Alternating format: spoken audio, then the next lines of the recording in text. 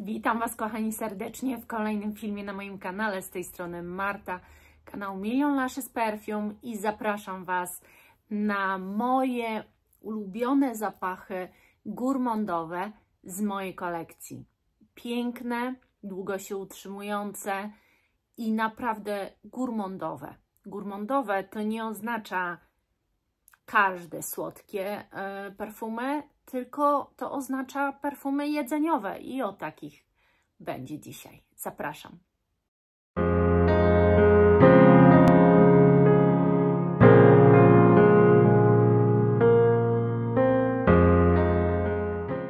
Zastanawiałam się, czy wszystkie zapachy ujęłam, ale chyba tak.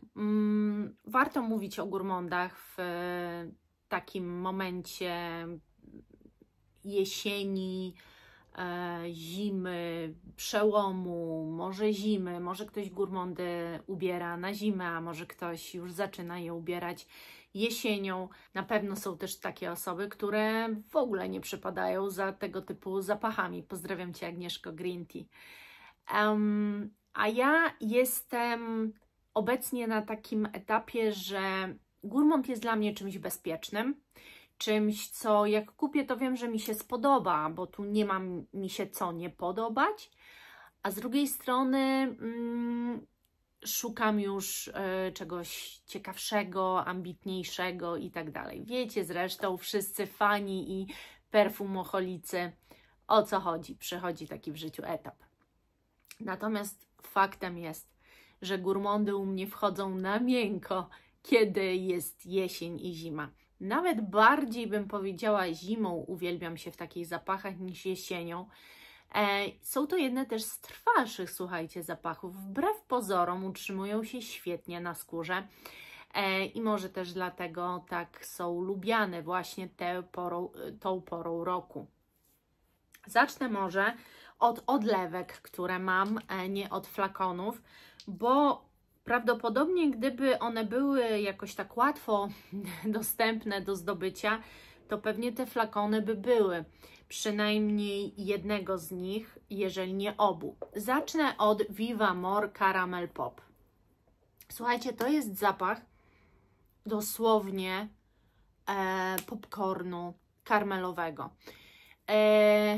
On jest trochę taki suchawy, no bo też ten popcorn jest suchy, więc to jest kwintesencja po prostu tego zapachu. Tu nawet więcej nie ma o czym mówić, bo jeżeli lubicie ten zapach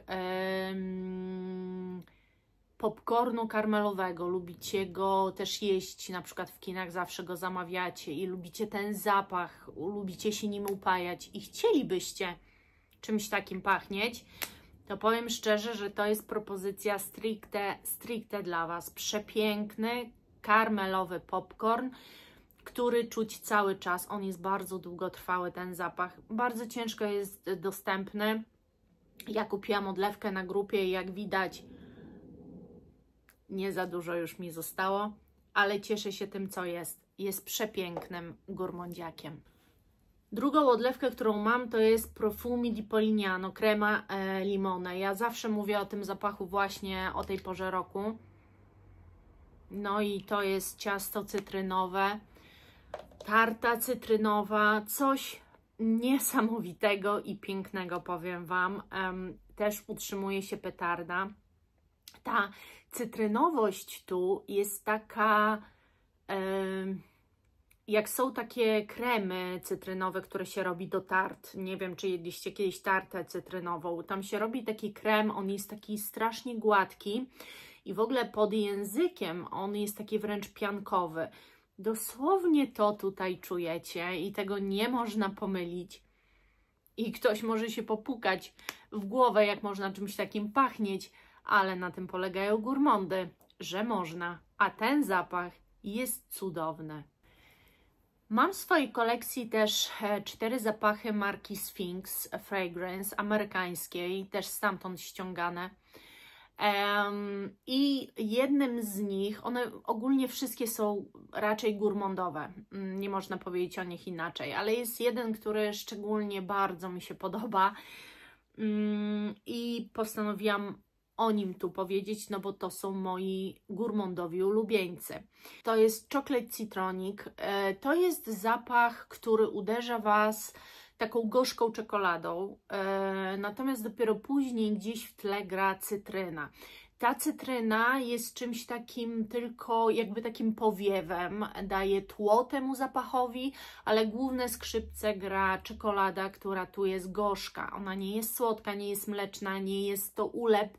To jest coś bardzo suchego, bym wręcz powiedziała, jak takie brownie cytrynowe, jak taki zakalec, gdzie czujecie taką pudrowość ciastową, natomiast tam jakby to jest takie ciasto bez cukru, bez dodatku cukru, takie bardzo odświeżające. Jak chcecie coś słodkiego zjeść, ale no nie możecie słodkiego zjeść, bo nie wiem, jesteście na diecie, to Wam przynosi właśnie tego typu zapach. Przepiękny jest ten zapach. Nie powiem, żeby on się utrzymywał na przykład tak jak te dwa pozostałe, o których przed chwilą mówiłam, ale te 5-6 godzin jest na skórze, więc myślę, że to jest bardzo dobry wynik.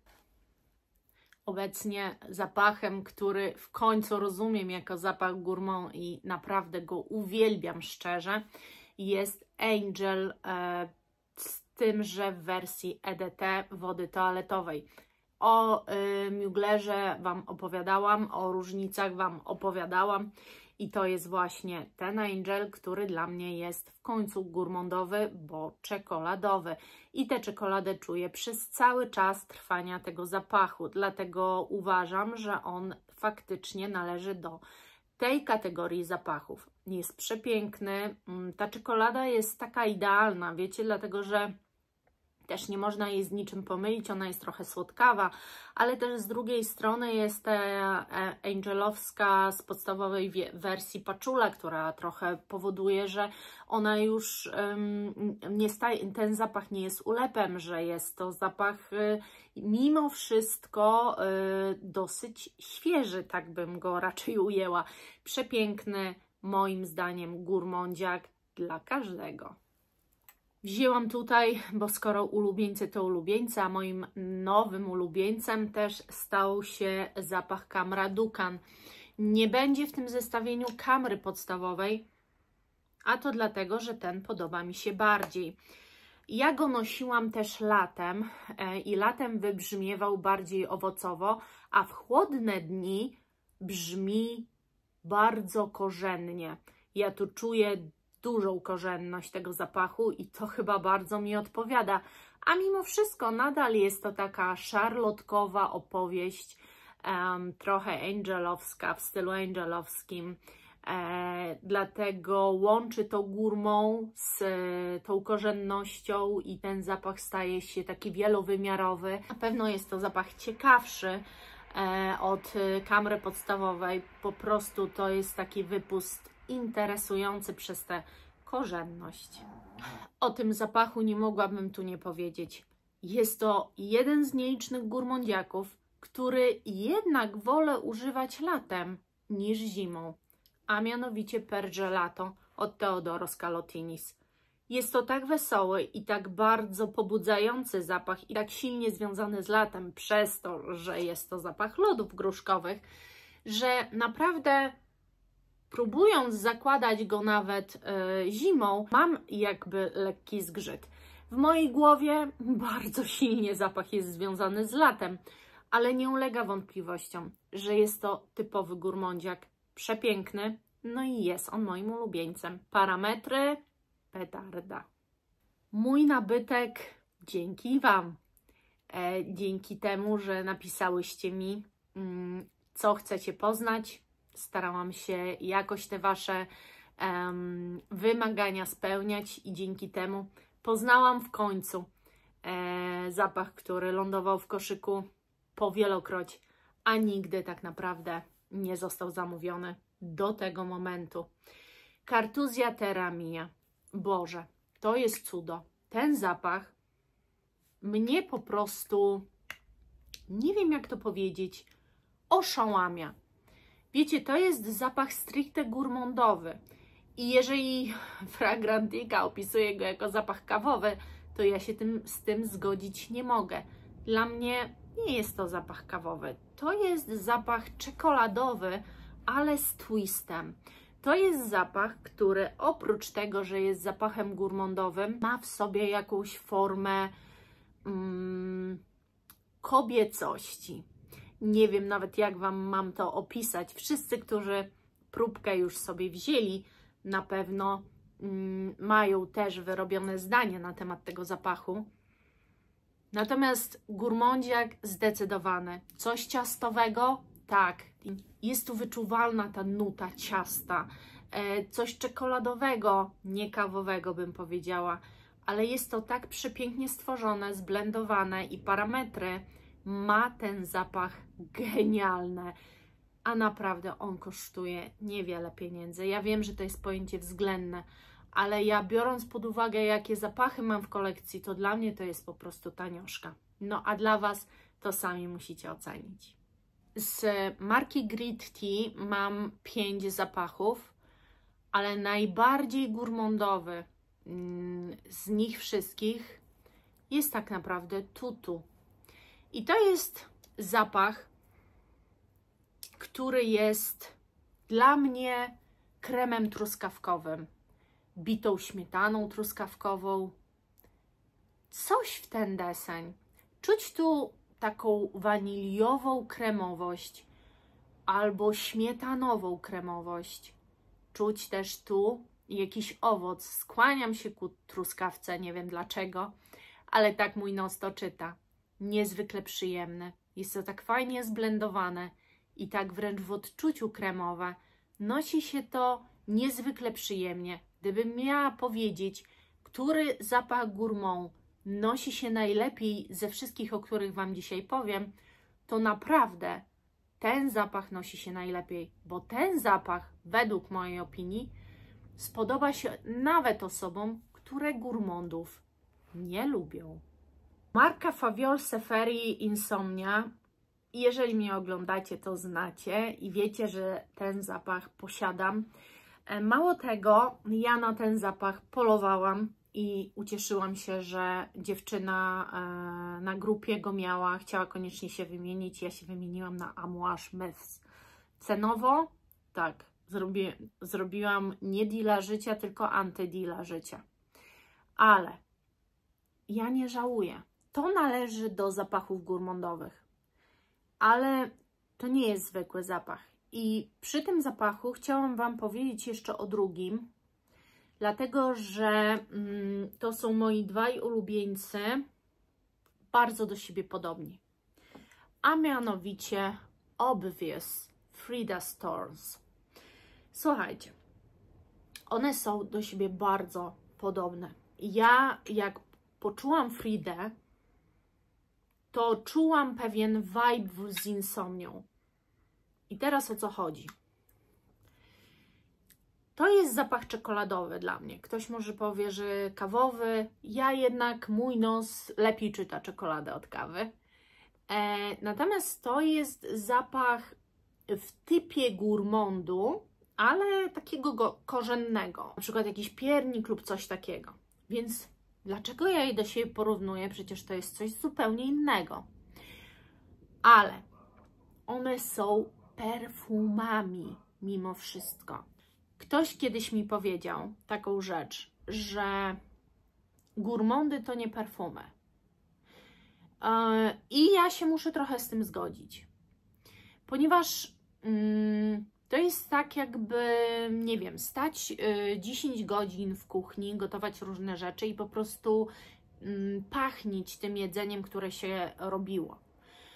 I nie wszyscy to rozumieją, i nie wszyscy się tym zachwycają, i nie wszystkim będzie też to pasowało.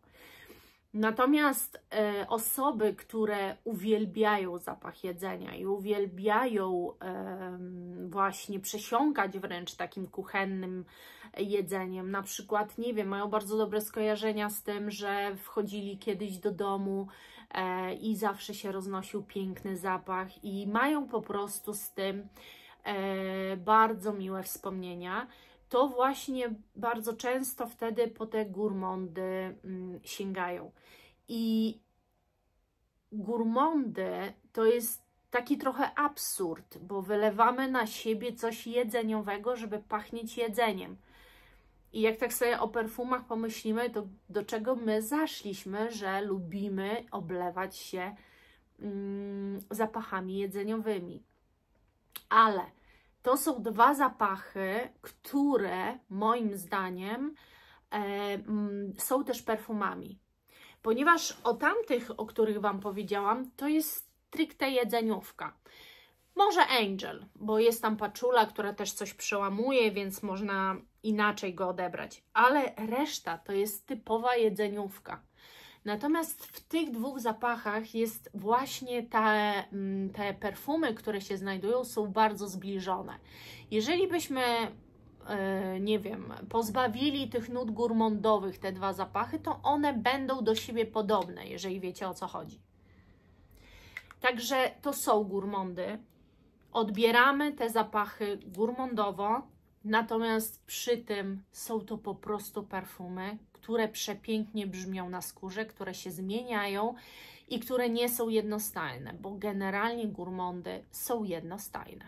I ostatni zapach, o którym Wam powiem, to jest coś przepięknego, coś tak turbo eleganckiego przy tym, że mimo, że ja je odbieram gourmandowo, wydaje mi się, że może nie każdy je tak odbierać, ale postanowiłam je ująć, bo to są moi gourmandowi ulubieńcy. Mianowicie Brecord Fara. Słuchajcie, tu są daktyle, ale ja wyczuwam je jako śliwkę. Nie ma tu żadnej czekolady, ale ja wyczuwam tą czekoladowość w tym zapachu. Ale wyczuwam też, powiem Wam, jest tu też drzewo sandałowe, może tak powiem, tak mi się wydaje, które odbieram trochę sezamowo, coś w tym stylu, coś nieziemskiego, bo nadal uważam, że ten zapach, mimo że ja odczytuję go jako gourmandowy, to są to perfumy. Uważam, że można tym pachnieć niebywale elegancko. Świetnie zblendowany zapach. I te nuty, o których ja Wam mówię, to też jest tak, że ja się muszę, słuchajcie, wczuć, żeby wyczuć to, dlatego że one nawet po pierwszym psiknięciu już są dokładnie takie, jakie powinny być. Są tak doskonale zblendowane. Uważam, że to jest również zapach, który, jeżeli ktoś nie lubi gourmandów, ale ma miłe skojarzenia albo nie wiem, lubi śliwkę, jeżeli ktoś daktylę odbierze jako śliwkę, albo lubi tę czekoladowość, to moim zdaniem pokocha ten zapach, bo on jest wyborny. O Jezu, jest po prostu przepiękny. A tylko jeszcze Wam wspomnę, że jest taki zapach Oyana, chyba się nazywa, Parfum de Marly. I one, początek mają tylko inny, natomiast później jak się ułożą, to według mnie są praktycznie takie same, nie do odróżnienia. Odróżnić je można tylko po tym, że Fara jest turbotrwała, a Parfum de Marly Oyana nie. Także to taka ciekawostka jeszcze ode mnie. I cóż, ja za dzisiaj serdecznie Wam dziękuję. Mam nadzieję, że film Wam się podobał i koniecznie w komentarzach podzielcie się swoimi gourmandowymi przygodami. A najciekawsze, odpowiedzcie mi na takie pytanie. Czy propsujecie oblewanie się jedzeniem? Czy uważacie, że to jest co najmniej dziwne? Bardzo jestem tego ciekawa. Buzieczki, kochani. Pa!